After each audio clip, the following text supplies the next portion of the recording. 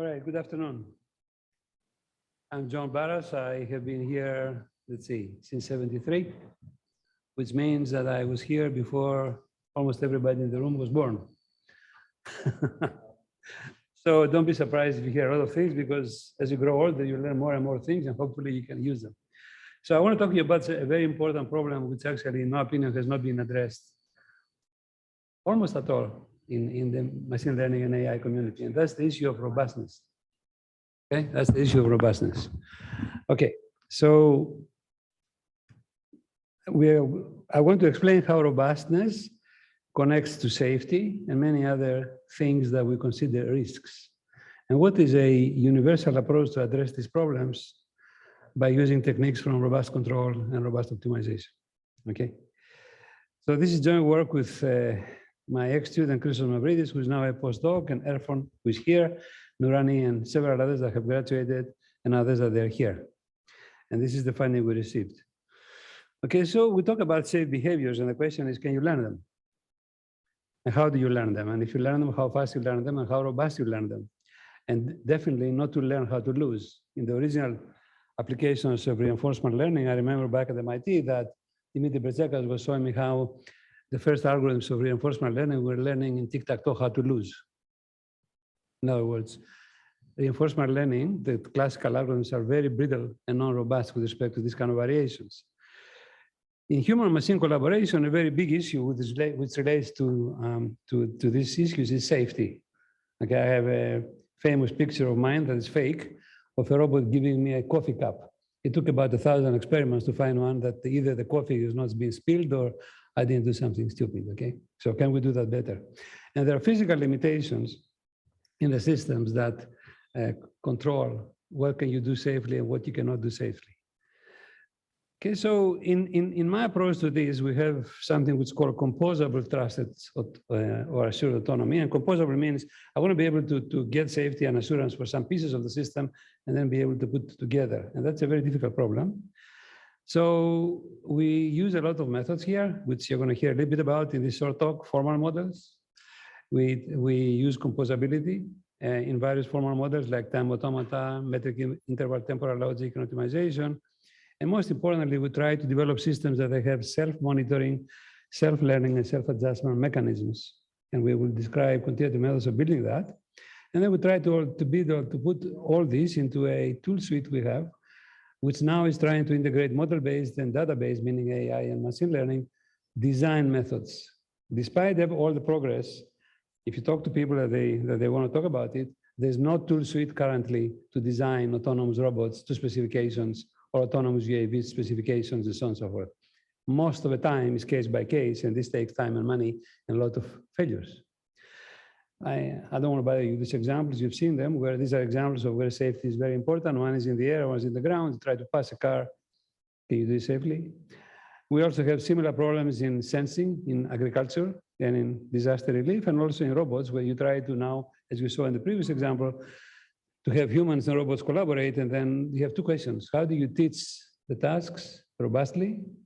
And how do you do it in such a way so that the humans and the robots understand what each wants to do and they collaborate effectively? And for those of you who are in telecom, because some people fail to recognize that, in what's happening currently in telecommunications, the entire network gets automated. It becomes, as we call it, internet, a network as a service. So there are many similar issues in networking, 5G, 6G, next G, whatever you want to call them, that again, you have to automate the whole process. And again, you need requirements of safety and other things, okay? So these ideas go across engineering and even to other fields.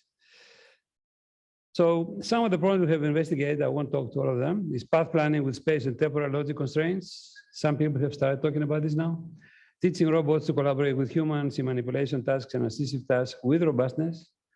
Training UAV teams to collaborate in detecting faults in factories or do assisted living and other things. Training UAV and ground vehicles and humans to collaborate in search and rescue missions. Learning how to merge in highways. Learning how to pass safely other cars. And learning how to grasp without slippage. In many of these problems, humans are an element, and that's the one we least understand. As a matter of fact, the biggest mistake you can make is if you treat humans as causal systems, because they're not causal. And that's where the difficulty starts. The methods we developed are many. I won't bother you. I'll go immediately to the main topic that I want to discuss. We have used artificial potential methods, reachable and set-based verification, control synthesis using optimization, metric temporal logic methods, which is formal methods. We combine the above to end up with very difficult mixed integer programming methods, timed automata-based methods and model checking, automatic monitor design via formal methods, and finally, which is also has not been studied a lot in machine learning, integrating machine learning with knowledge, representation, and reasoning. Without knowledge, representation, and reasoning, you cannot do AI. Okay, so the new concepts and relations that we learned and developed is to learn safety, you need to take risks. If you don't take risks, you never understand safe from unsafe. So you need to come close to failure. To evaluate safety, you need to monitor actively. Performance and risks are dual metrics. What actually risks means? What does it mean? We say I take a risk. It means I'm going to do something not expected, or I'm going to come close to failure, okay? This has been understood in finance, but in engineering, a very small community is addressing these two metrics of performance versus risk. If you want low risk, you're not going to have high performance. We used to joke 30 years ago, what's the safest chemical reactor? One that's turned down, because you're never going to explode, okay? That's one extreme. What's the safest aircraft? A heavy one. If you're going to have one that is not so safe, you make it light. So you have examples like this all over engineering, of this trade-off between risk and performance. Now, mathematically, these are truly rigorously dual variables. And this has only been understood in the last 5 years and only in economics. And now we try and transfer some of these ideas here. So risk is really the possibility of not achieving expected behavioral performance. Then most of the learning methods, if you look at them carefully, they're either brittle or they have poor generalizability enhancement. And therefore, you need to link to machine learning methods of all kinds, including reinforcement learning, which I'll talk in a minute, with robustness. Meaning I need to be able to learn well and generalize well, regardless of the environment where I'm learning, regardless of the initial conditions, whether other perturbations I get, and so on and so forth, okay? So it is actually a robust control problem, as I will show you in a graphic in a minute. The other surprising things that you need to know is that humans do not decide, as for years we thought, based on the von Neumann-Morgenstern theory of expected utility maximization. Two famous people by the name of Kahneman and Tversky, that they got the Nobel Prize, they did experiments with human decision-making and found that humans decide by trading performance and risk. Okay, and you can easily understand that in economics, if you're going to invest in the stock market, you don't look at the expected return, but you look at the volatility. Now, if you're a very risk taker, you may think to say, I'm a good player, I'm going to play the ups and downs and make money by big odds, because many people get burned by that. But again, that's another concrete example everybody understands about the trade-off between risk and performance. Okay, so these things are very closely related to fundamental results in robust control we developed many years ago when we knew the models. And that's the graphic. So there's a famous control problem that first was addressed by John Doyle and others in linear quadratic case, which is called the 4-block problem, meaning I have a system, I have some inputs and outputs, I can use the outputs to get the control, but at the same time I have disturbances, and I want to design my control so that the effect of the disturbance of some metrics is bounded, is controlled somehow. This is the famous 4-block problem. And then it led to the so-called H infinity theory, where the risk sensitivity is the variance of the cost to go. And that has a very beautiful solution in the linear quadratic case, which is two Riccati equations which are coupled. And for the first time in the history of control, we could not separate estimation from control. We could not use sanity equivalence principles or nothing. We fully generalized this theory with Matthew James and Tal Patel and others in the 90s, 30 years ago, 35 years ago, fully nonlinear systems, set value systems, automata. And these are the papers, okay? And we developed robust output feedback methods. The beauty of this solution is that it is the same whether you have fully nonlinear systems, set value systems, automata. It involves two Hamilton-Jacobi-Berman equations, or otherwise two dynamic programming equations. One that runs online and estimates what we call the information state for the control problem. And the other one is offline, that gives you the controller as a memoryless function of the information state. And as a special case, you can get easily now the two Riccati equations, okay? Even in recent work by Dimitri Bertsekas, in the new book, with the title, What We Learn from AlphaGo and Other Nissan Machine Learning Techniques, you will see that it has these two iterations. except they're not connected to this. So one way, therefore, to achieve robustness in machine learning is to actually generalize this to the case where, in this case that you see here, we knew the models. What do you do if you don't know the models? Back in '94, I said you should do machine learning, but there was not a lot of attention. Now it's coming back. So let's go back to simpler problems and see how this all connects. This is the well-known reinforcement learning method. You have agents and actions, okay? They act, they interact with the environment, they learn rewards, and you try to maximize your reward or the penalty and learn which states are good and which are bad to go to, okay? That's classic reinforcement learning, okay? So in recent work in the last 5 years, at least in reinforcement learning, people added regularization, which I consider a special case of trade-off analysis. I don't have time to explain to you now, but understanding regularization as trade-off analysis helps you to understand what you're doing and how to put the parameters, in particular, the lambda that you see here, okay? So this is regularization of machine reinforcement learning, where the regularizer is Kullback-Leibler. You're trying to get some close to a nominal policy, and you measure this by the way you measure distribution functions, which is the Kullback-Leibler dissimilarity measure, okay? Now, the results we got to robust control proved the equivalence of 3 problems. The robust output control problem, a game formulation of that, where nature gives a disturbance and you are the controller, and something that's very important, which is the risk-sensitive control. And for the first time, we saw control problems where the criterion was not an integral, but an exponential of a criterion. So we use that here. We say, if that's the case, and we're going to generalize, we're going to use the equivalence between robustness and exponential criteria and do reinforcement learning where the penalty is going to be an exponential of a function with some parameter that measures the way we put to that. That's exactly what this thing is. It's that simple. And what it does is, because if you do a series expansion of that, you get easily higher moments of the cost to go, okay? And then why you do risk density? Because the risk neutral problems are brittle, as I say. We will show you that these are actually giving robust results because of the connection between risk sensitivity and robustness, and many other nice properties, okay? So, and in work that we've done with our phone and more, and recently is we saw that this exponential criteria is the best regularizer. So this theorem shows you that if you try to solve this exponential criteria problem, right, you get essentially many results in robustness and the KL regularization, which is one of the possibilities that you can recover. We have recovered actually all the regularized versions of reinforcement learning. Now, to add to proof, Tommy Poggio, who is a very well-known professor in computer vision and neuroscience at MIT, he also saw that if you want to understand why in the brittle deep networks, the gradient converges to the global optimal, well, train the weights not with a criterion, but with an exponential of a criterion. It's a recent paper of his of last year, mathematical methods of deep networks, that the same idea comes through. So there's something deeper into that. If you have this problem, then you can actually do this alternative maximization approaches, where at the one point you find the next estimate of theta hat, and then using that here, you find the next value, and you keep doing this zigzag approach, and this converges very quickly.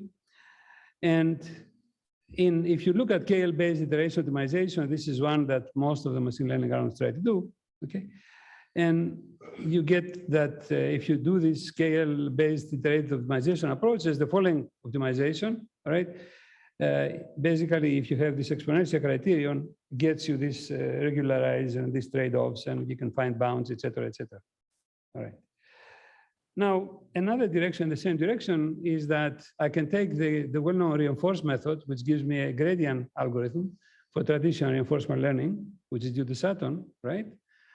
And I can actually make that more robust by using exponential criteria, and that's what we did. We did the risk-sensitive reinforce. If you look at the 2 equations, we just change the criterion to a criterion to one of the exponential, and the gradient method comes down to that again, okay? And we saw that both have better results.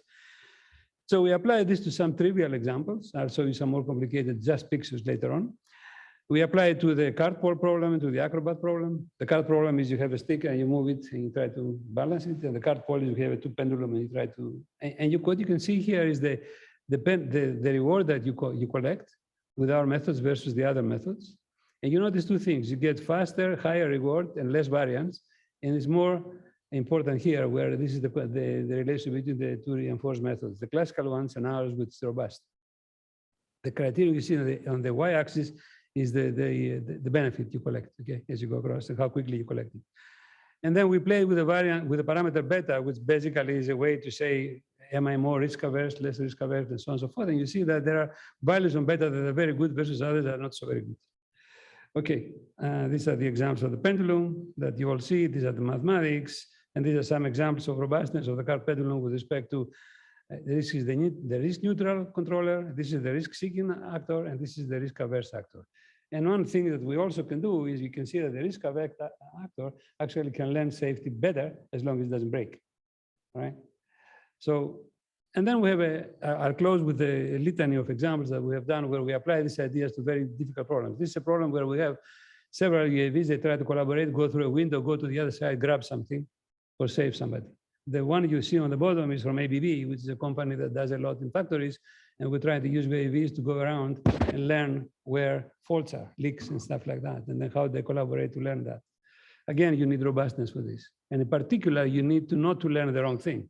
That's a movie for that. That's the work I'm doing with my student Usman Fiaz. And there are many examples where this collaborative detection of faults apply. I mean, the one on the bottom, actually, I have seen in Saudi Arabia where they try to actually test from inside and outside pipes to see if there are any faults. Okay, that's oil pipes, oil. Okay, this is another example of where you try to do collaboration where you have a leader follower. I mean, if I play the movie, we're going to lose a lot of time, but you can see this is, they try to go over there. There is a leader and a follower. And again, you try to avoid things, but you want to do them in a way that's robust, both in space and time. If you want to work on a difficult unsolved problem that several of the leading people in control, we got together in the last 2 months, try to develop a theory of robustness, which include both time robustness and other variables robustness. Time is very important for control. I mean, a simple example, I go to a traffic intersection, I delay the green light or the red light by a little bit, you create havoc. So can you do algorithms that they are robust with respect to this time variation and space variation? Okay. This is a path planning where we have tolerances in space and time. And here we introduce novel notions of robustness with respect to the space and the time. And we develop robust path planning methods by optimization. And that led us to discrete event control, where you try not to use the control all the time for various reasons. And you can see here that you can do pretty good path planning with robustness and avoiding the obstacles by activating your control only fractions of time, as you can see down here. Okay, to follow up, we have worked with Nokia Bell Labs in problems that they are very popular today in terms of using delivery and pickup with quadrotors. This was work that Usman did a couple of years ago when he was there for an intern. That's the work with ABB. And this last summer, he worked in Munich with Intel, where we're trying to do how we can design these autonomous vehicles that go on the pavement and make the controllers and everything else as cheap as possible and still function, okay, the way that you want to function and be robustness. I don't have time for this. This is work that I saw before. This is trying to, let's see if it plays. This is the problem of trying to lift a cup so that when I put things down, it doesn't slip. So the fault here is the most simple thing you can imagine. The cast, and then you want to do it in such a way so that you also learn that the cup is not solid, because if it's solid, you can grab it with all your force and the problem is solved. So we did it even for plastic cups, as you will see here, and still works. And this is a problem primarily in haptics, but you can use AI and machine learning to start interpreting the haptic signals and try to see when you're going to pay more attention and when to stop, because you're going to crash the pod. I'm going to go on and finish. These are problems we're doing with autonomous vehicles. This is a problem of cooperative highway emerging, where you try to cooperate and go one vehicle like that. Google has a patent on that. We have some very good results here with my student, Nilesh Yashi. These are simulations that may play or may not play. And I think we did some very nice work when you have multi-lane highways, not a single lane highway. And then we did some interesting work, again, with robustness, to try to do shock wave dissipation. Shock waves in traffic are congestion waves. And you try to place autonomous vehicles in certain places, and then by slowing them down, you control the traffic. And I think we were the first to actually do this kind of problems with multiple lanes. The classical problem that they go and experiment in Arizona is in a ring. It's a single lane, and that's very simple. Okay, here you have many. And the last thing I'm going to mention to you is difficult problems in car driving. One of the ones that we have struggling for many years, and we even have experiments in Stockholm at KTH, where also work is to try to pass a car safety. So the most important parameter here is to try to estimate or learn how cooperative the other driver is. You know yourself sometimes try to pass, and the driver doesn't let you pass, or the guy from the other side or woman doesn't accelerate. Okay, so estimating that is the most sensitive parameter. The second most sensitive parameter that you try to learn is the variance of the estimate of the velocity of the other vehicle coming on the other side. And we have some very nice results in this area with my student, Tariq. Okay, and that's it, I think. The conclusion is that I need to see more machine learning work directly addressing robustness and addressing complexity. Okay, even in complexity, there are even fewer words. Meaning, try to learn what you learn with whatever algorithm, but try to make it with minimal complexity because you want to work fast, because you're going to put it on various small objects and so on and so forth. And in both these directions, this approach where we actually link and use the fact that risk sensitivity is equivalent to robustness is essential and gives us very good results so far. And then we have other ideas to increase, to value other, to examine other things and put that more into self-monitoring, self-adjustment, correctness, put this into our suite for designing autonomous systems, which doesn't exist today, to satisfy all these criteria, and investigate further new models that we have developed together with the mathematical psychologists of human behavior, which are very, very non-orthodox, but they are very practical, and try to connect to the famous prospect theory and even try to develop quantitative models of the prospect theory, which is a theory that says, I don't decide on the basis of, yeah, how do you get rid of this? Can you tell me? I'll give you a big prize because they find me no matter where I am. Anyway, that's what I have. Thank you very much. Here's where I am.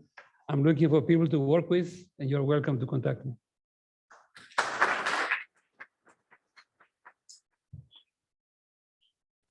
We could take one question while we have the next presenter set up, Jeffrey. Any questions for John?